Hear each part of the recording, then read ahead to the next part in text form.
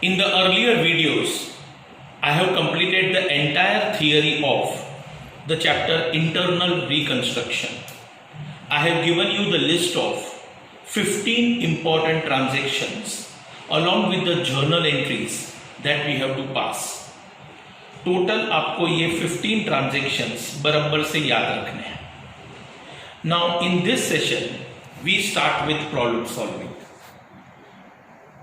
Internal reconstruction का जो problem आपके एग्जाम में पूछा जाएगा उसमें सबसे पहले कंपनी का एक बैलेंस शीट हमें दिया गया होगा और बैलेंस शीट के नीचे 6 या तो 7 एडजस्टमेंट्स दिए होंगे. अब ये जो 6-7 एडजस्टमेंट्स दिए गए हैं, इन एडजस्टमेंट्स के लिए हमें जर्नल एंट्रीज पास करने को कहेंगे. अब जर्नल एंट्री के साथ साथ ये लोग हमें न्यू बैलेंस शीट भी बनाने को कहेंगे.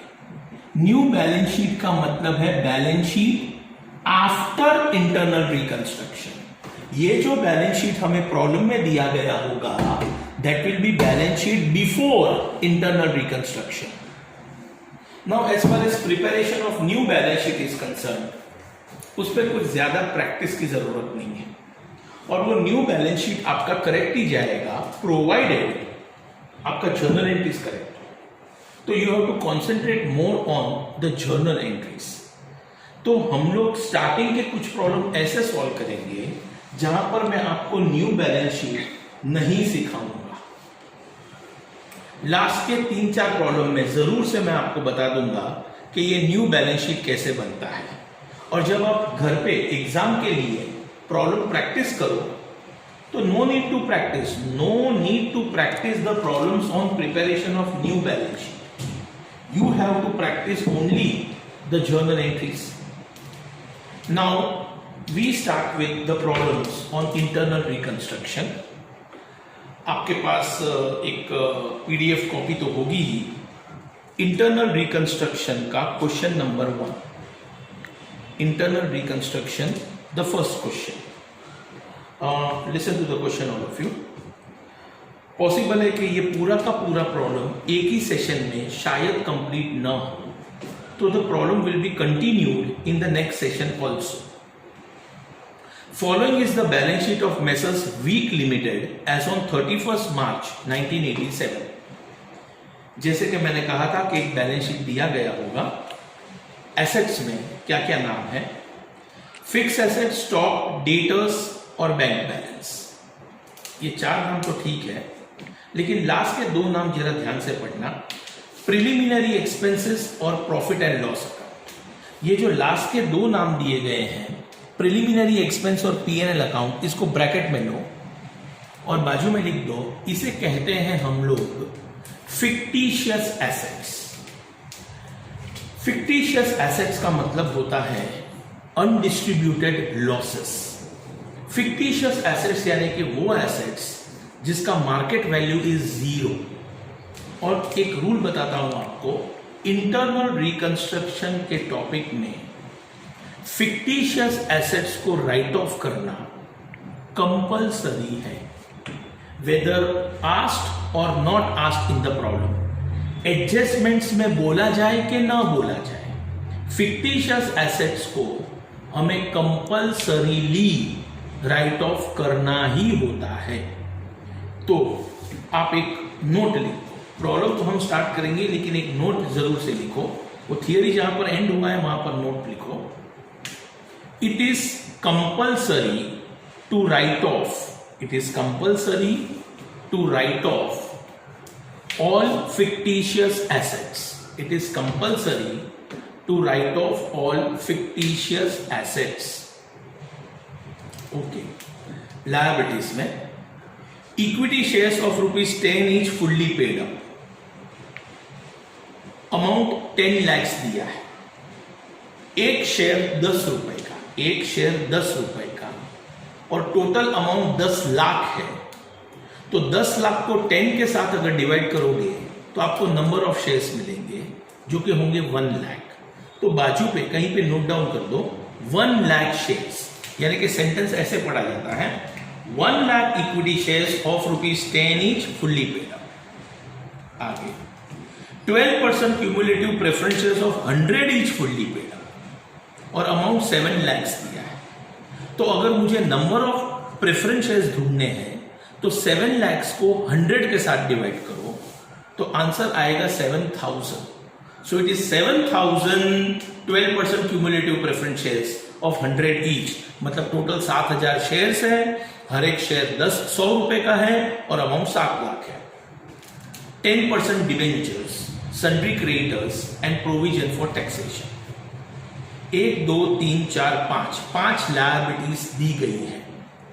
ये जो 5 लायबिलिटीज आपको दिखाई दे रही है, दिस आर रिकॉर्डेड लायबिलिटीज। ये बैलेंस शीट में जो लायबिलिटीज आपको दिखती है उसे हम रिकॉर्डेड लायबिलिटी कहते हैं। इसके अलावा अगर कोई भी लायबिलिटी का जिक्र हुआ एडजस्टमेंट्स के अंदर, then that will be treated as unrecorded liability. और स्टूडेंट्स यहां पर एक बात खास ध्यान रखना, रिकॉर्डेड लायबिलिटी और अनरिकॉर्डेड लायबिलिटी दोनों का अकाउंटिंग ट्रीटमेंट अलग अलग है। रिकॉर्डेड लायबिलिटी मतलब जो लायबिलिटी में आपको दिखाई देता, मतलब कि आपको पहले से पता है कि हमें टैक्स भरना है, हमें क्रेडिटर्स को पैसे देने हैं, हमें डिवेंचर होल्डर्स को पैसे देने हैं, हमें प्रेफरेंस शेयर्स, इक्विटी शेयर्स, ऐसे टोटल 5 लायबिलिटी है। This are recorded liabilities. आगे following scheme of reorganisation was approved. Reorganisation का मतलब ही होता है internal reconstruction. A to write down यानी कि reduce fix asset by 20%, to write off bad debts at the rate of 15% of sundry debtors, and to reduce the value of stock to 55% of its book value. Second, cumulative preference share holders to forego arrears of preference dividend. Directors to give temporary loan of ₹5 lakhs to company and then company to settle tax liability at 4,40,000 and to meet expenses of reorganization ₹10,000. Meet का मतलब पे होता है। Sundry creditors to give a remission, underline remission का मतलब है discount of 10% of their claim and then the company to allot का मतलब है give 11% preference shares of 100 each fully paid up in settlement of balance amount. Next adjustment, 10% debentures to be converted into 13% mortgage debentures of ₹1,60,000 in full settlement of their claims.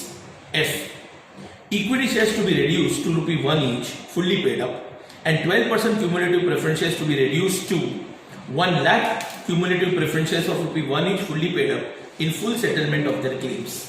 Last line, draft journal entries and redraft the balance sheet after reorganization.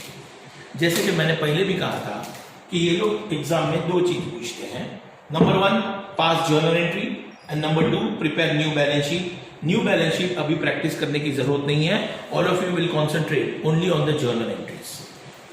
Now ये video तो मैं बना दूं for around 1 hour, 1.5 hour, 2 hours, but it is very difficult to send you such a large size video and therefore our recording is being generally restricted to say around 30-35 minutes. अब इतने time में since it being the first question, ये पूरा problem solve करना possible नहीं है। ये पूरा प्रॉब्लम सॉल्व करने के लिए I will take 2 sessions, no doubt. From second, third problem onwards, I will try to complete the entire problem in 1 session.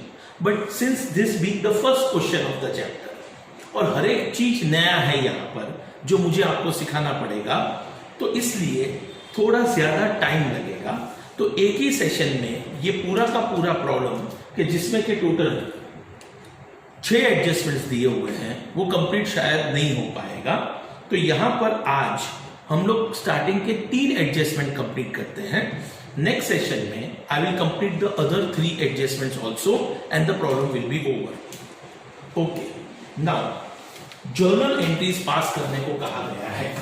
अब आप एक फ्रेश पेज लो और ऊपर हेडिंग लो, राइट डाउन जर्नल ऑफ, ऐसा लिखा जा रहा है, journal of messrs Weak limited, journal of messrs company का नाम वीक लिमिटेड, और फुल पेज जर्नल का रूलिंग बना हुआ। I hope you all are aware with the ruling for journal का रूलिंग बना, फुल पेज बना। हाँ, वही आप हेडिंग दे दो अभी, डेट, पर्टिकुलर्स, एलएफ, डेबिट और क्रेडिट, और डेबिट और क्रेडिट के नीचे रुपीस लिखना मत भूलना, रुपीस का साइन कर दो। ये एलएफ है, ये पर्टिकुलर्स है और ये डेट है। सबसे पहले मैं आपको डेट के बारे में समझा दूंगा, और घड़ी घड़ी में डेट के बारे में नहीं बोलूंगा। पूरे प्रॉब्लम में स्टार्ट टू फिनिश एक ही डेट रहेगा, और वो भी कौन सा? तो जो बैलेंस शीट में डेट दिया होगा उसका नेक्स्ट डे। यहां पर ये प्रॉब्लम में आपको दिया गया है कि the following is the balance sheet as on 31st March 1987. So the date that you will put is 1987 April 1, and every time you will go on putting the same date. कभी कभार मैं board पे शायद date लिखना भूल जाऊं, तो आपको सेम डेट ही लिखना है। First transaction, to write down fixed asset by 20%, to write off bad debts at the rate of 15% of sundry debtors, and to reduce the value of stock to 55% of its book value. Simple सा बात करूं तो 3 asset का value कम करने को कहा है। Number 1 fix asset, number 2 debtors and number 3 stock. अब एक एसेट का वैल्यू कम करो तो भी लॉस है, और 3 एसेट का वैल्यू कम करो तो भी लॉस है। एसेट का वैल्यू कम हुआ, जो मैंने थियरी सिखाई थी आपको, उसमें आप सेकंड ट्रांजैक्शन पढ़ लो। Decrease in the value of an asset. Asset का वैल्यू अगर कम हुआ तो बोलो हमें लॉस हुआ या प्रॉफिट? लॉस। और लॉस हुआ तो कैपिटल रिडक्शन डेबिट होगा, तो इसकी जर्नल एंट्री पास होगी। Write down the journal entry starts as, you can write down along with me. इसकी जर्नल एंट्री है capital reduction account debit, capital reduction account debit 2 करके 3 नाम आएंगे, क्योंकि हमें 3 एसेट की वैल्यू कम करनी है। कौन कौन से 3 एसेट की वैल्यू कम होगी? तो नंबर 1 फिक्स एसेट्स, नहीं अमाउंट बाद में भरेंगे। 15% बैड डेट्स है का मतलब है डेटर्स कम होते हैं, तो 2 डेटर्स। एंड तीसरा एसेट जिसका वैल्यू हमें कम करना है वो है stock. So the journal entry is capital reduction account debit, 2 fixed asset, 2 debtors and 2 stock amount. To write down fixed asset by 20%, ऊपर fixed assets का वैल्यू है 21 lakhs, उसकी कीमत 20% से कम हुई। 21 lakhs का 20% होता है 4,20,000, मतलब मेरा फिक्स एसेट का कीमत 4,20,000 से कम हुआ, तो मुझे लॉस हुआ 4,20,000 का। तो फिक्स एसेट के सामने क्रेडिट में अमाउंट आएगा 4,20,000। आगे, to write off bad debts at 15%, ऊपर चेक करो, डेटर्स का अमाउंट लिखा है 15 lakhs, 15 लाख में से 15% आपका डूब जाएगा, और 15 lakhs का 15% होता है 2,25,000। कैलकुलेटर पे वर्किंग कर देना, 15 lakhs इंटू 15/100, सो आपके डेटर्स 2,25,000 से कम होंगे। नहीं, ये तो इजी लगा होगा, लेकिन इंपॉर्टेंट अब है स्टॉक वाला लाइन जो है वो ध्यान से पढ़ना। स्टॉक में लिखा हुआ है to reduce the value of stock 255%। 2 को खास अंडरलाइन करो। 2 और बाई में स्टूडेंट जमीन आसमान का फर्क है। रेड्यूस टू 55% और रेड्यूस बाय 55% में पूरा का पूरा आंसर चेंज होता है। आपके बैलेंस शीट में ऊपर स्टॉक की वैल्यू 20 लाख दी गई है। 20 लाख का 55% 11 लाख होता है। अब यहां पर सेंटेंस क्या कहता है कि स्टॉक का value is reduced by 11 lakhs नहीं बोला है, it is to be reduced to 11 lakhs। बात समझने की कोशिश करो। 20 लाख का स्टॉक है, अब वो स्टॉक की कीमत 11 लाख हो गई, 11 लाख से कम नहीं हुई, उसकी कीमत 11 लाख हो गई। मतलब के स्टॉक का कीमत यहां पर कम हुआ 9 लाख से। Stock is to be reduced not by 55%, stock is to be reduced to 55%। जैसे कि से फॉर एग्जाम्पल आप कहीं पे जॉब करते हो और आपका सैलरी है 10,000। आपका बॉस अगर कहे कि your salary will be reduced bye 2,000, का मतलब है अभी से तुम्हारा पगार 2,000 कम हो जाएगा, यानी कि आपको 8,000 मिलने लगेगा। लेकिन अगर आपका बॉस कहे कि your salary is reduced to 2,000, reduce to 2,000 मतलब आपका पगार ही अभी 2,000 हो जाएगा, यानी कि आपका पगार 8,000 से कम हुआ। तो व्हेन आई से कि your salary will be reduced bye 2,000, आपको दुख 2,000 का नहीं है, आपका दुख जो है वो 8,000 का है। बिल्कुल उसी तरह से यहां पर बोला गया है कि stock is to be reduced to 55%, stock is to be reduced to 11 lakhs। Original value of stock is 20 lakhs, अभी स्टॉक का वैल्यू हो गया 11 लाख, यानी कि स्टॉक की वैल्यू जो कम हुई है वो 9 लाख से कम हुई है। So the amount to be written against stock in the journal entry will be 9 lakhs। Fix asset पे पढ़ो क्या लिखा था, फिक्स एसेट में लिखा था write down the value of fix asset by 20%। तो मैंने चुपचाप 20% निकाल कर लिख दिया, लेकिन स्टॉक में लिखा हुआ है कि it is to be reduced to 55%, मतलब कि the value of the stock is to be reduced by 45%, that is by 9 lakhs। ये तीनों का टोटल कैपिटल रिडक्शन के सामने आएगा, which is 15,45,000। A journal entry is always incomplete without narration। Narration लिखना compulsory है। तो नेक्स्ट लाइन पे ब्रैकेट में बीइंग, और मैं नरेशन डिक्टेट करूंगा, being reduction in the value of about assets, being reduction in the value of above assets, that's this is the first entry। अब board पे मैं हर एक एंट्री के बाद ऐसा एक लाइन ड्रॉ करूंगा। आपको बिल्कुल ये लाइन ड्रॉ करने की जरूरत नहीं है, आपको सिर्फ हर एक एंट्री के बाद एक एक लाइन ब्लैंक छोड़नी है। मेहरबानी करना, हर एक एंट्री के बाद एक एक लाइन छोड़ देना। First transaction is over, we go to the second transaction। mark transaction number 2 to be very important। और मैं आपको अभी से बता देता हूं कि आपने भले थियरी कितना भी पढ़ा हो, ट्रांजैक्शन नंबर 2 में से 10 में से 9 स्टूडेंट गलती करने वाले हैं। मैं पढ़ के बताता हूं, चेक करना। देखो, आप पहले आंसर मन में सोचना और फिर मैं आपको इसका करेक्ट आंसर दूंगा। Cumulative preference share holders to forgo, forgo का मतलब है माफ किया।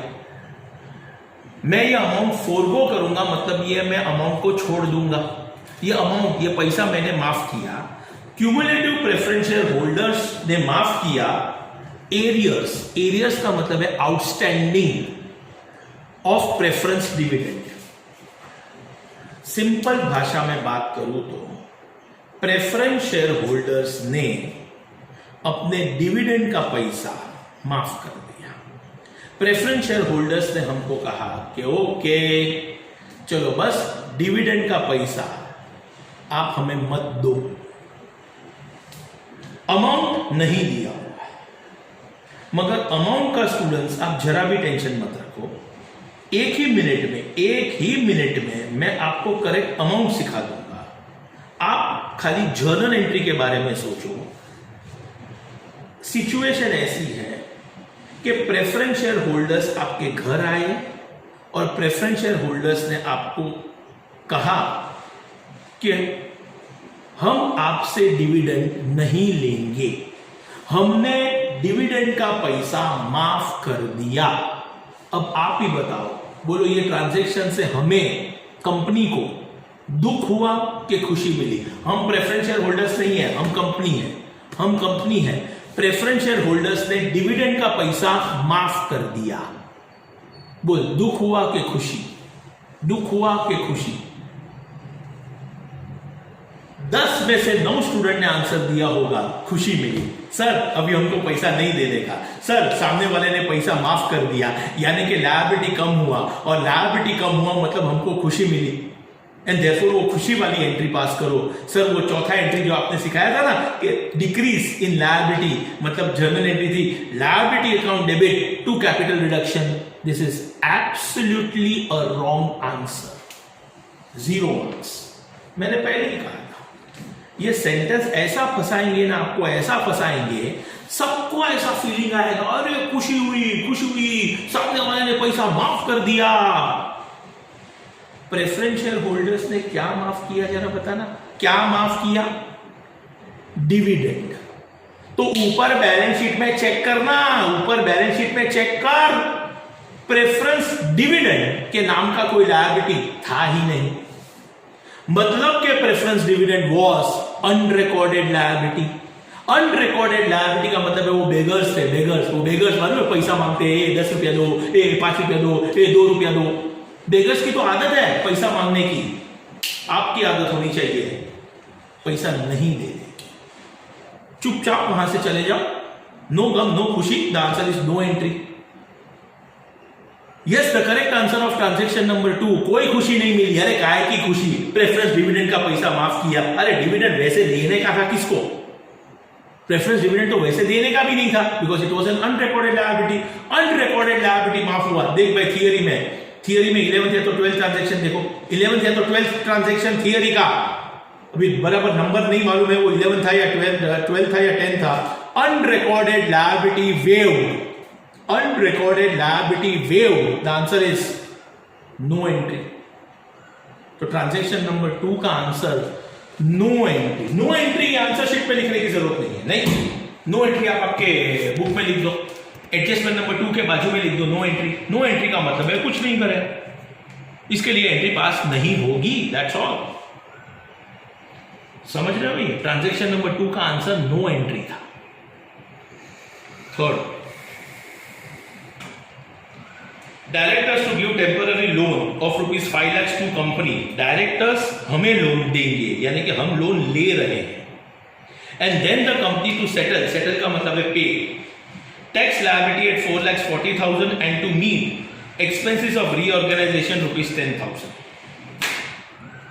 स्टूडेंट यहां पर आपको एक बात ये समझ में आनी चाहिए थी कि ये 1 नहीं 2 नहीं 3 अलग अलग एडजस्टमेंट्स हैं, खाली आपको साथ में दे दिए। सबसे पहले कंपनी ने डायरेक्टर के पास से लोन लिया, ये एक एडजस्टमेंट है। फिर कंपनी ने टैक्स लायबिलिटी का पेमेंट किया, ये दूसरा एडजस्टमेंट है। और बाद में इंटरनल रिकंस्ट्रक्शन का 10,000 रुपए का खर्चा किया, ये तीसरा एडजस्टमेंट है। इसके लिए हमें क्लियर कट 3 अलग अलग एंट्री पास करनी पड़ेगी। तो चलो फिर से एक बार एडजस्टमेंट पढ़ते हैं। Directors to give temporary loan of 5 lakhs to the company. Stop. Directors company को लोन देंगे। ट्रांजैक्शन को डायरेक्टर के एंगल से नहीं, कंपनी के एंगल से सोचना है, यानी कि यहां पर कंपनी लोन ले रही है। लोन टेकन, हमने लोन लिया। लोन लेने में बोल पैसा आता है कि पैसा जाता है? आता है। तो write down the journal entry. Same date April 1, cash bank account debit loan taken to directors loan, directors short form में लिखा, डी लिखा खाली, डायरेक्टर्स लोन अकाउंट। आप पूरा नाम लिखो ना, डायरेक्टर्स लोन।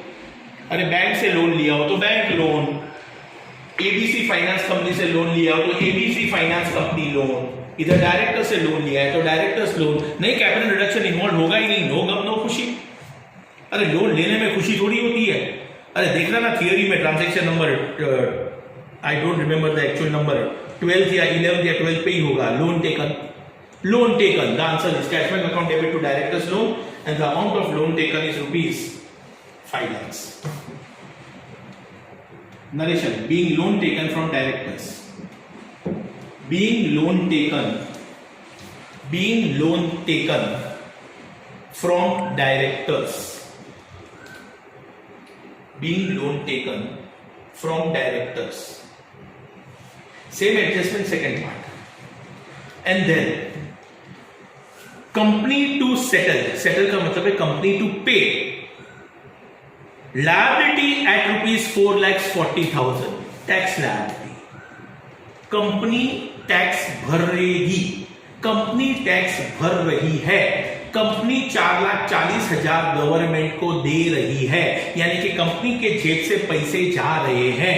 और ये पैसा कौन लेकर जा रहा है, वो लायबिलिटी का नाम है। ऊपर चेक कर, ऊपर बैलेंस शीट में चेक कर, हमें टैक्स भरना था। तो देखना ऊपर बैलेंस शीट में provision for tax 4 lakhs amount लिखा हुआ है। तो this is nothing but simple payment of a liability and that to a recorded liability, क्योंकि ऊपर बैलेंस शीट में टैक्स लायबिलिटी करके एक नाम दिया हुआ है। प्रोविजन फॉर टैक्सेशन के बाजू में ब्रैकेट में लिख डाल, it is nothing but tax liability. Provision for taxation का ही मतलब है टैक्स लायबिलिटी, और वो टैक्स लायबिलिटी हम पे कर रहे हैं। लेकिन अभी अमाउंट पे ध्यान दें। बैलेंस शीट में प्रोविजन फॉर टैक्स का अमाउंट 4 लाख है और एडजस्टमेंट कह रहा है कि हम पे कर रहे हैं 4,40,000। तो बोलो स्टूडेंट्स, यहां पर हम 40,000 ज्यादा दे रहे हैं कि कम दे रहे हैं? वो जो 40,000 हम ज्यादा दे रहे हैं वो कंपनी के लिए लॉस है। ये था हमारे थियरी का transaction number 6। Transaction number 6 check करके देखना, पेमेंट ऑफ अ लायबिलिटी। और जब भी हम कोई भी लायबिलिटी का पेमेंट करेंगे, दैट टू रिकॉर्डेड लायबिलिटी का पेमेंट करेंगे, तो वो लायबिलिटी जिसका पेमेंट कर रहे हैं उसका नाम डेबिट में आएगा। Provision for tax account debit, leave one line to cash bank. Provision for tax account debit, leave one line to cash bank. वो इसलिए क्योंकि प्रोविजन फॉर टैक्स का अमाउंट बैलेंस शीट में 4 लाख था, हम जो कैश पे कर रहे हैं वो अमाउंट है 4,40,000। मतलब कि there is a difference of debit is short by 40,000 and this 40,000 we transfer it to capital reduction account. और इसका नरेशन एकदम सिंपल है, बीइंग टैक्स पेड। अमाउंट को इन्वॉल्व मत करो ना नरेशन में, being tax paid, that's all, और कुछ नहीं था। हमने टैक्स लायबिलिटी का पेमेंट किया, 40,000 ज्यादा पे किया, तो वो 40,000 ही लॉस है। 4,40,000 लॉस नहीं है, 4 लाख तो देने का ही था, लेकिन हमने 440 पे किया, तो दैट लॉस अमाउंट इज 40,000 लिखा। Okay, coming to third part of this adjustment, third part, and to meet expenses of reorganization ₹10,000। meet का मतलब है पे और reorganization का मतलब है internal reconstruction, यानी कि ये जो इंटरनल रिकंस्ट्रक्शन हम कर रहे हैं ये करने में 10,000 का खर्चा हुआ है। थियरी में transaction number 10, expenses of internal reconstruction, it is a total loss to us. ये 10,000 जो वकील को दिया हमने, ये सब पूरा फॉर्मेलिटी कंप्लीट करने का हमें 10,000 रुपए का खर्चा लगा। तो ये 10,000 भी हमारे जेब से गया और ये पूरा 10,000 हमारे लिए लॉस है। The journal entry for this is capital reduction account debit, full loss, पूरा 10,000 का loss to cash back. This is the entry pass for incurring expenses on internal reconstruction. The amount is 10,000. Being expenses of internal reconstruction paid. Being expenses of internal reconstruction paid. देखो total 6 adjustments है ये problem में. अभी तक मैंने आपको 3 सिखाए. और ऐसा बिल्कुल मत सोचना कि सर वो इनकम्प्लीट प्रॉब्लम फिर कंटिन्यूटी हमारा मिस हो जाएगा. ऐसा कुछ नहीं करता. एक चीज स्टूडेंट हमेशा याद रखना कि इंटरनल रिकंस्ट्रक्शन के प्रॉब्लम में ट्रांजैक्शन नंबर 1 का 2 के साथ, 2 का 3 के साथ और 3 का 4 के साथ कोई कनेक्शन नहीं होता. All are separate transaction. अभी तक तुमने 3 ट्रांजेक्शन सॉल्व किए. उसमें जब मैं सेकंड सिखा रहा था तो फर्स्ट इन्वॉल्व हुआ ही नहीं. जब मैं थर्ड सिखा रहा हूं तो फर्स्ट एंड सेकंड इन्वॉल्व हुआ ही नहीं है. सो अगर हम क्लासरूम में होते, एक्चुअल लाइव लेक्चर लेते होते हैं, तो no doubt the session would have been for around 1 hour 15 minutes to 1 hour 30 minutes and आराम से ये प्रॉब्लम पूरा का पूरा कंप्लीट हो पाता. But as I told you कि टू सेंड द वीडियो उसमें वो मैक्सिमम साइज थोड़ा मेंटेन रखना पड़ता है. And therefore I will stop here for today. ये 3 ट्रांजैक्शन मैंने आज खत्म किए. नेक्स्ट सेशन में मैं यहां से प्रॉब्लम कंटिन्यू रखूंगा, यानी कि we will start from transaction number 4. बाकी के तीनों ट्रांजैक्शंस नेक्स्ट लेक्चर में जरूर से हम लोग कंप्लीट कर देंगे and the question will be over. फिर थोड़े प्रॉब्लम सॉल्व करने के बाद स्पीड बढ़ेगा और नरेशन लिखना भी अब फिर हम लोग बंद कर देंगे, क्योंकि नरेशन लिखना एकदम इजी काम है. तो in half an hour we will be able to solve the complete problem. ठीक है, then I will stop here for today. Goodbye, take care, see you.